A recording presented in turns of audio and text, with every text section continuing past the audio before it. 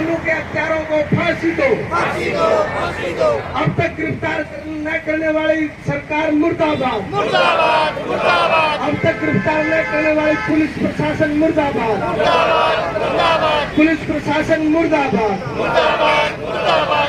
सोनू के हत्यारों को गिरफ्तार करो, गिरफ्तार करो, गिरफ्तार करो, सोनू के सभी हत्यारों को गिरफ्तार करो, गिरफ्तार करो, गिरफ्तार करो। अभी तक गिरफ्तार न करने वाली। रख सकते हो तो हमारे साथ और भी लोग मौजूद हैं, उनसे बातचीत करेंगे।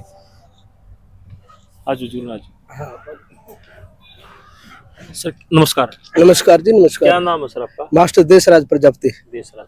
अच्छा जी, देखो 17 तारीख की बात है जी। आज 23 तारीख होगी, 6 दिन वो धरना 5 दिन पहला यहाँ में वीडियो शूट करके ले गया था, उसी तरह बैठे थे। आज 5 दिन के बाद आज क्या कुछ कार्रवाई हुई, कितनी हुई है वो बता दो आप। देखिए, ऐसा है, आंदोलन को अनुशासित तरीके से और विधिवत रूप से चलाते हुए, क्योंकि एक बहुत बड़ा जब मुद्दा हो, ये जो मामला है ये गैंगस्टरों द्वारा, बदमाश लोगों द्वारा शराफत से जीने और जीने दो की राह पे चलने वाले लोगों के बीच में टकराव हुआ है।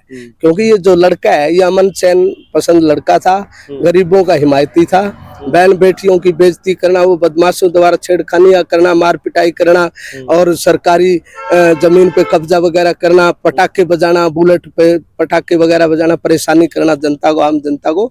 वो गुंडागर्दी के आपराधिक प्रवृत्ति के लोग थे। चार तो सीसी फुटेज में है, बाकी और भी थे, नामजद के अलावा अन्य भी है। तो ये सभी लोग अपराधी प्रवृत्ति के लोग थे। ये उन पे अपराध पे अंकुश डालना चाहता था, इसलिए उनके आंखों में खटकने लगा और उन्होंने उसको गोलियों से भून दिया।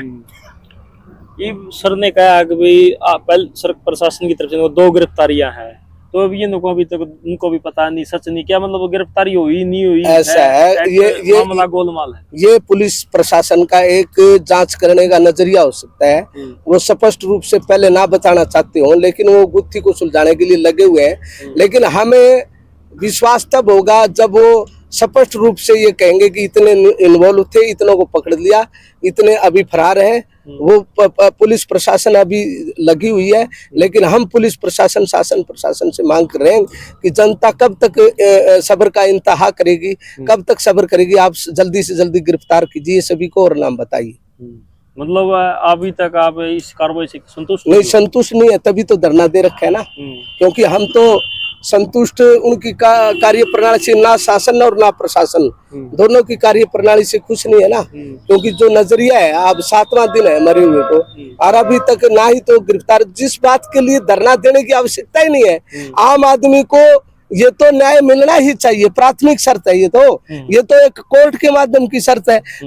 अलग से जो वो युवा साथी गया है, कमाने वाला बंदा गया है, उसको रोजगार देने की बात है। किसी परिवार के सदस्य को रोजगार दें और उसको कंपनसेशन दें और हथियार दें, उनको लाइसेंस शुदा हथियार मुहैया करें। मांग तो ये है हमारी। ये तो कोई मांग ही नहीं होनी चाहिए कि गिरफ्तार किए जाएं, ये तो पहले नंबर पे होना चाहिए।